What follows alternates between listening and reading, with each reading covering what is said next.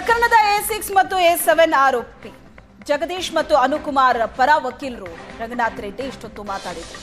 ಒಂದು ವಾರದ ನಂತರ ಕೋರ್ಟ್ ಆದೇಶವನ್ನ ಪ್ರಕಟಿಸಲಿದೆ ಅಂತ.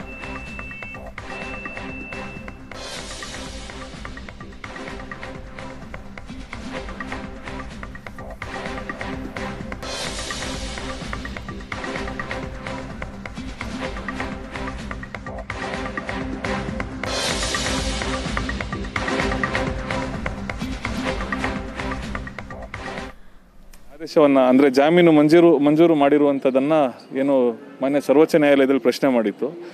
ಈ ನಿಟ್ಟಿನಲ್ಲಿ ಇವತ್ತು ಎಲ್ಲ ಆರೋಪಿಗಳ ಪರ ವಕೀಲರ ಒಂದು ವಾದವನ್ನು ಕೂಡ ಮಾನ್ಯ ನ್ಯಾಯಪೀಠ ಕೇಳಿರುವಂಥದ್ದು, ಹಾಗೆ ಅಭಿಯೋಜನೆಯ ವಾದವನ್ನು ಕೂಡ ಕೇಳಿರುವಂಥದ್ದು. ಹಾಗಾಗಿ ನಮ್ಮ ಪದಾಂಕಿತ ವಕೀಲರಾದಂಥ ನಮ್ಮ ಚಂದ್ರಶೇಖರ್ ರವರು ಮತ್ತು ನಾವೆಲ್ಲರೂ ಒಂದು ವಾದವನ್ನು ಇವತ್ತು ನ್ಯಾಯಪೀಠದ ಮುಂದಿಟ್ಟಿದ್ವಿ. ಪ್ರಮುಖವಾದ ಅಂಶಗಳು ಅಂತಂದರೆ ನಾವು ಈ ಆರೋಪಿ 6 ಮತ್ತು 7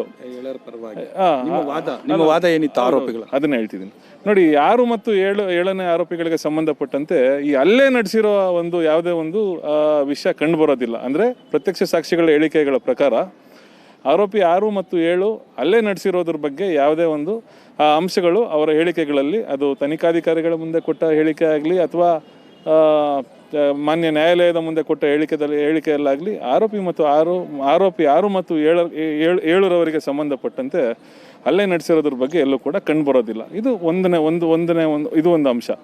ಎರಡನೇದಾಗಿ ಈ ಟವರ್ ಲೊಕೇಶನನ್ನು ಏನು ತನಿಖಾಧಿಕಾರಿಗಳು ಸಲ್ಲಿಸಿರ್ತಾರೆ ತಮ್ಮ ಅಂತಿಮ ವರದಿಯಲ್ಲಿ, ಆ ಅಂತಿಮ ವರದಿಯಲ್ಲಿ ಏನು ಈ ಟವರ್ ಲೊಕೇಶನ್ ಏನು ಕಂಡು ಬರ್ತಿದೆ, ಘಟನೆ ನಡೆದಿದೆ, ಅಲ್ಲೇ ನಡೆದಿದೆ ಅಂತ ಹೇಳೋ ಜಾಗದಲ್ಲಿ ಆ ಒಂದು ಸಮಯದಲ್ಲಿ, ನಿರ್ದಿಷ್ಟ ಸಮಯದಲ್ಲಿ ಎಲ್ಲಿಯೂ ಕೂಡ ಇವರ ಇರುವಿಕೆ ಕಂಡು ಬರೋದಿಲ್ಲ.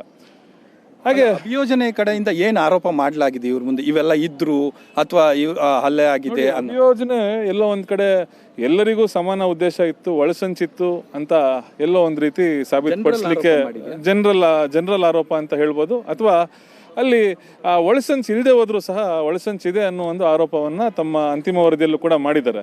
ಅದಕ್ಕೆ ಪೂರಕವಾಗಿ ಯಾವುದೇ ಸಾಕ್ಷ್ಯಾಧಾರಗಳನ್ನು ಅವರು ಎಲ್ಲಿಯೂ ಕೂಡ ತಂದಿರಲ್ಲ ಈ ಒಂದು ಅಂತಿಮ ವರದಿಯಲ್ಲಿ. ಹಾಗಾಗಿ ನೋಡಿ, ಒಳಸಂಚು ಇರಲಿಲ್ಲ. ಈ ಆರೋಪಿ 6 ಮತ್ತು 7 ಇವರಿಗೆ ಯಾವುದೇ ರೀತಿ ಸಂಬಂಧ ಇಲ್ಲ ಆರೋಪಿ 2ರವರ ಜೊತೆಗೆ.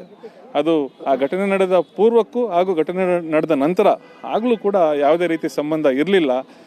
ಅವರ ಮೇಲೆ ಇರುವಂತಹ ಆರೋಪ ಈ ಒಂದು ಮೃತನನ್ನ ಕರೆತರಲಿಕ್ಕೆ ಆರೋಪಿ 4, ಆರೋಪಿ 6 ಮತ್ತು 7ರ ಸಹಾಯ ಪಡೆದುಕೊಂಡು ಕರೆತಂದಿದ್ದಾರೆ ಅನ್ನೋದು ಅಷ್ಟೇ ಬಿಟ್ಟರೆ ಹಲ್ಲೆ ಮಾಡಿದ್ದಾಗಲಿ ಅಥವಾ ಒಳಸಂಚು ನಡೆಸಿದ್ದಾಗಲಿ ಅಥವಾ ಇನ್ನು ಆ ಒಂದು ಮೃತದೇಹವನ್ನು ವಿಲೇವಾರಿ ಮಾಡೋದ್ರಲ್ಲಾಗಲಿ ಯಾವುದೇ ಆರೋಪ ಇರೋದಿಲ್ಲ. ಹಾಗಾಗಿ ಇವತ್ತು ಕೋರ್ಟ್ ಅಬ್ಸರ್ವೇಷನ್ ಮಾಡಿದೆ, ಯಾಕಂದ್ರೆ ಇವತ್ತು ಪುನಃ ಪೂರ್ತಿಯಾಗಿ ಕೇಸನ್ನ ಮತ್ತೆ ಎರಡೂ ಕಡೆ ವಾದವನ್ನು ಕೇಳಿದ್ದು. ಹೌದು, ಇವತ್ತು ಭಾಳಷ್ಟು ವಿವರವಾಗಿ ನ್ಯಾಯಾಲಯ ವಿಚಾರಣೆಯನ್ನು ಮಾಡಿರುವಂಥದ್ದು. ಕೆಲವೊಂದಷ್ಟು ನ್ಯಾಯಪೀಠ ಕೆಲವೊಂದಷ್ಟು ಪ್ರಶ್ನೆಗಳನ್ನು ಎರಡೂ ಕಡೆ ವಕೀಲರಿಗೆ ಮುಂದಿಟ್ಟಿತ್ತು.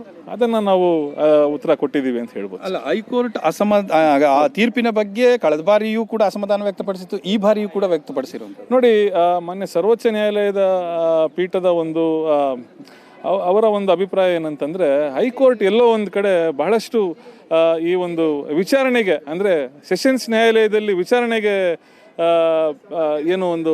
ಈ ಹೈಕೋರ್ಟಿನ ಕೆಲವೊಂದಷ್ಟು ಅಂಶಗಳು ಏನು ಕಂಡು ಬರ್ತಿದ್ದಾವೆ, ಅದು ಎಲ್ಲೋ ಒಂದು ಕಡೆ ಸೆಷನ್ಸ್ ನ್ಯಾಯಾಲಯದ ವಿಚಾರಣೆಗೆ ಅದು ತೊಂದರೆ ಆಗ್ತದೆ. ಯಾಕೆಂತಂದರೆ ಈ ಒಂದು ಬಿಡುಗಡೆ ಮಾಡಿದ ರೀತಿ ಇರುವಂಥ ಅಂಶಗಳು ಕಂಡು ಬರ್ತಿವೆ ಅಂತ ಮಾನ್ಯ ಸರ್ವೋಚ್ಚ ನ್ಯಾಯಾಲಯದ ನ್ಯಾಯಪೀಠ ಕೆಲವೊಂದಷ್ಟು ಅಂಶಗಳನ್ನು ಇವತ್ತು ಹೇಳಿದ್ದು ಉಂಟು.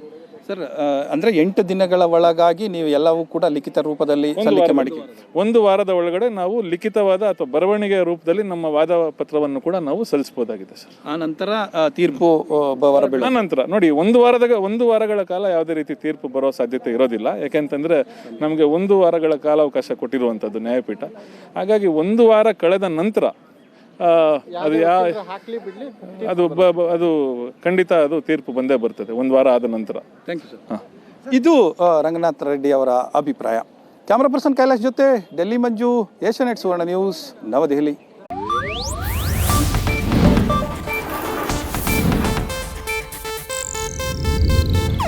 ಇದು ಏಷ್ಯಾನೆಟ್ ನ್ಯೂಸ್ ನೆಟ್ವರ್ಕ್ ಪ್ರಸ್ತುತಿ.